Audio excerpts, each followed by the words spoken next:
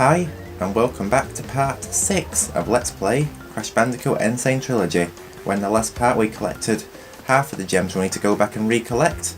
So now we just need to go to collect some more gems, which I believe all we've got to do really is 3 levels, which is Road to Nowhere, Boulder Dash, and Cortex Power if I am not mistaken.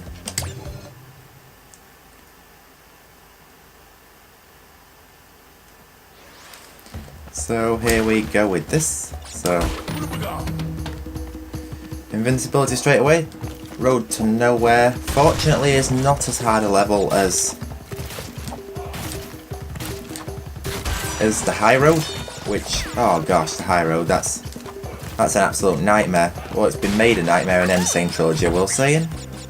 How the heck did I just die there?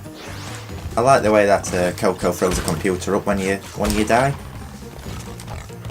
Or you fall down a bottomless, or you fall down a pit, so that's actually pretty interesting. And there's no box up there, so I think that's where I messed up on last time, so.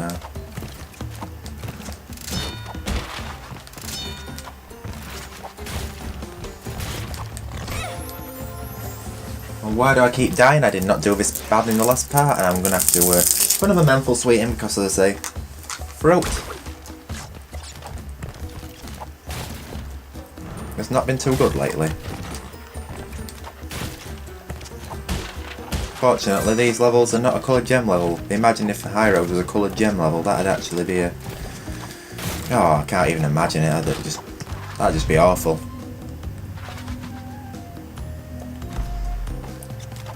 Well, as I said in the last part, I was actually discussing 1 or 2 technical things. And basically my recording setup at the minute is kind of odd.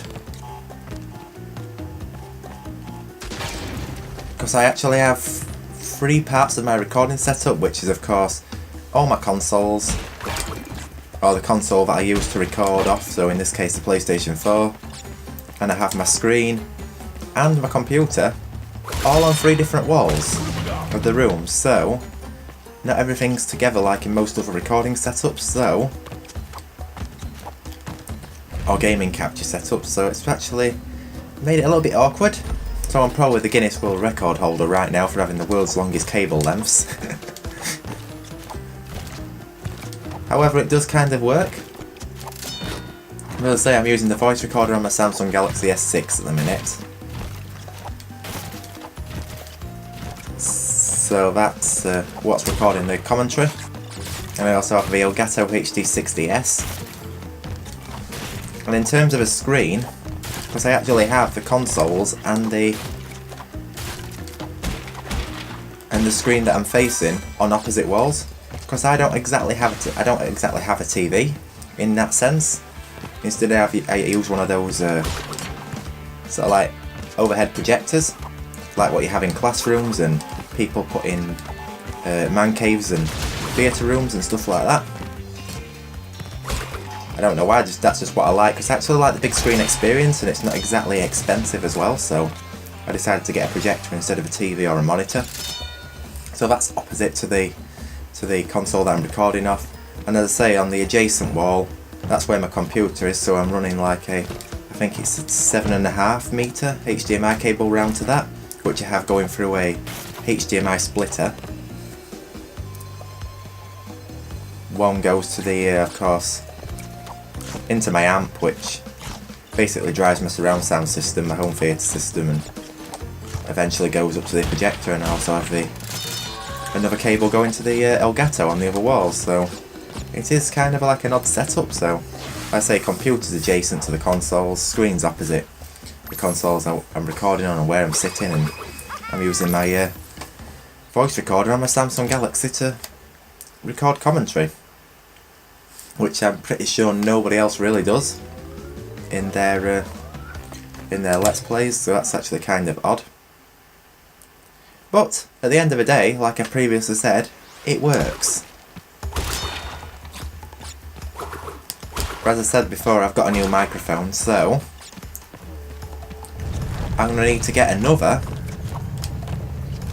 long cable, another extension cable for, 3.5mm headphone extension cable, so I can connect my microphone to that, or the USB extension cable to connect my new sound card to, so that'd actually be more convenient, because then I'm not having to have two long cables. I can just have the single long USB cable, as long as it doesn't have a voltage drop on it and reduce the sound quality of my mic and headphones, which it shouldn't do.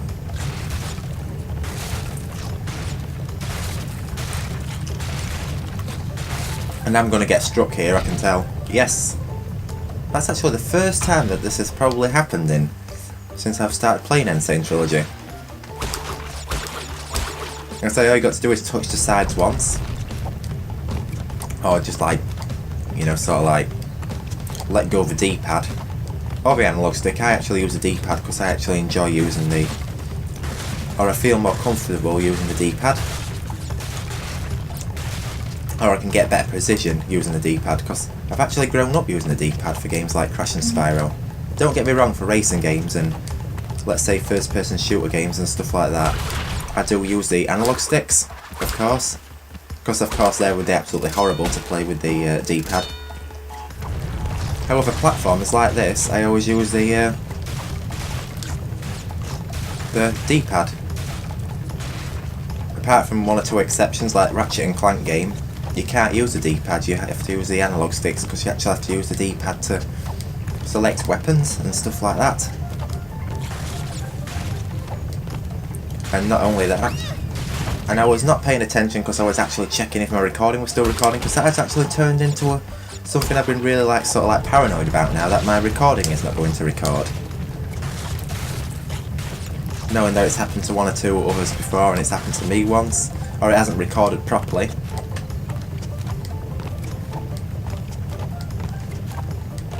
It's not sort of put that anxiety there that it's not going to record properly. But as I said, unfortunately I can't use Ratchet and Clank with the D-pad, and I also played this game with the analog stick on the Nintendo Switch, because you can't really use the D-pad on the Nintendo Switch, I found, because it's actually individual buttons and it sort of feels odd. So I had to resort to using the analog stick on the Nintendo Switch, of which I've 100%ed this game on the Switch as well, which is pretty interesting. And to be honest, I actually really like the Nintendo Switch version of this game, or the Switch part of n.sane Trilogy. I just wish that Spyro Reignited Trilogy were ported to the Switch as well.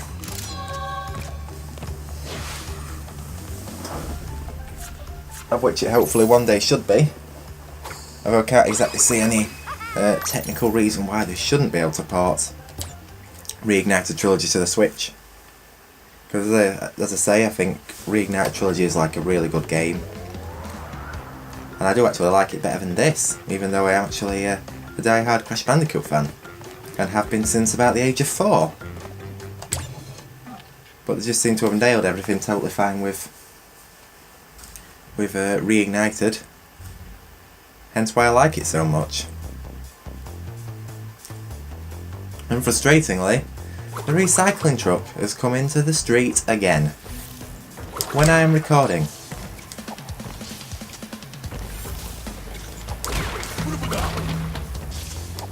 Which you should not be able to hear until they start collecting glass.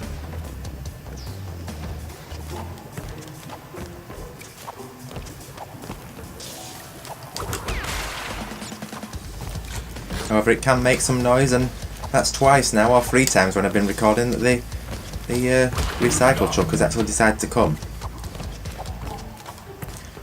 Which is probably the noisiest waste collection out of the 3, because I don't know how it works for other people in the world, but basically here in the UK we have free bin collection days, or free garbage collection days, one different one each week.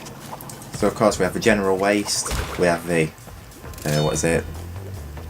we have green waste, you know, like garden waste and stuff like that, compostable waste, and then we have recyclable to be collected. So I know this is totally off subject, but I actually talk about things technical for some reason. Like if something comes up, I technically elaborate on it, even though it's not I don't really know if it's a habit I really should stop.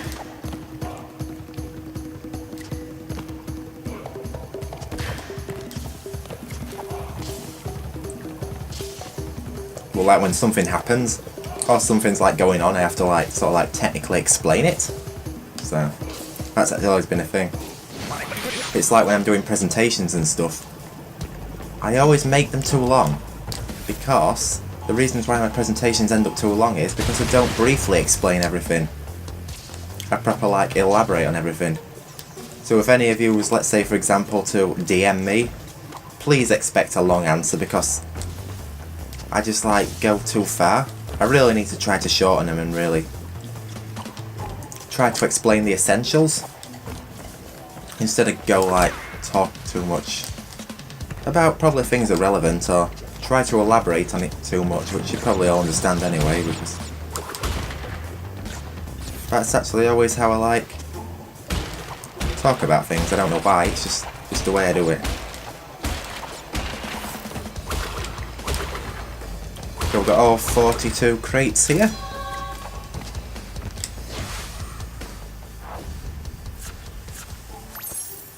So I think that should be 95% or 94% even.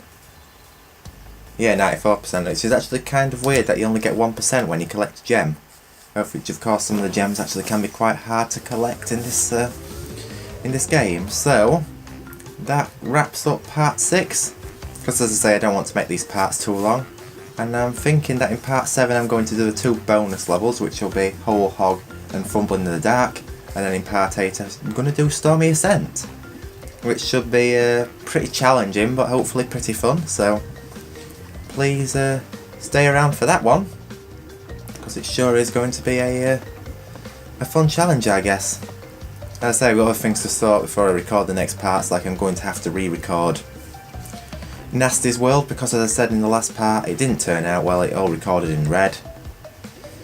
So I'm going to have to go back and do that again, so I think I'm going to have to go and replay all of Spyro 1 again right now. So, until part 7, I believe it will be, I hope you all keep sticking around, and hope you all enjoyed part 6 of Let's Play Crash Bandicoot n.sane Trilogy, or in fact both of my Let's Plays. So I think we'll leave it at that for now, so thank you so much for being around. I'll see you all in the next part.